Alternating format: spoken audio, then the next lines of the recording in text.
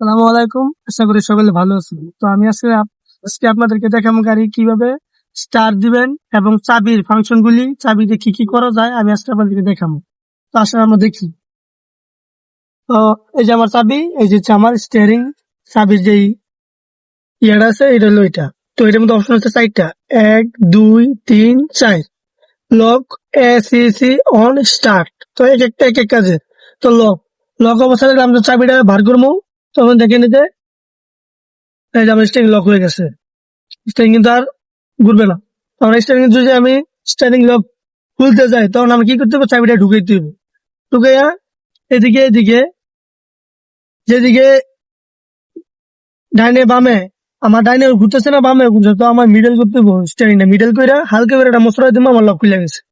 তো দ্বিতীয়ত হচ্ছে আমার এসিসি, এই দিয়ে আমি স্টার্ট বন্ধ অবস্থায় আমি গাড়ির ভিতরে মিউজিক প্লে করতে পারবো এবং গান টান বাজাতে পারবো। তো আমার কোনো গ্যাস বা তেল খরচ হইব না, আমার শুধু ব্যাটারি চার্জ খরচ হইব। ব্যাটারি চার্জের মাধ্যমে এসিসি দিলে ব্যাটারির লাইনটা আইব, যার মাধ্যমে আমি মিউজিক বাজাতে পারবো। তারপর হচ্ছে অন, এই যে আমার মিটারে দেখেন, আমার মিটারে বাতি জ্বলে গেছে। তো আমার ইঞ্জিনের লাইন এসে পড়ছে, এখন আমি স্টার্ট দিতে পারি। তো এখন আমি স্টার্ট দিলাম, এই যে অন, এখন আমি স্টার্ট দিলাম, দেখেন স্টার্ট হয়ে গেছে। তো সব সময় আমরা স্টার্ট দিয়া অ্যাক্সিলারেটর দুইটা বাড়া দেবো। শেষ, আমার গাড়ি স্টার্ট হয়ে গেছে। তো যখন আবার আমি বন্ধ করতে যাবো, তখন এই যে বন্ধ। তারপর একদম লক, লক করে চাবিটা বার করবো, শেষ।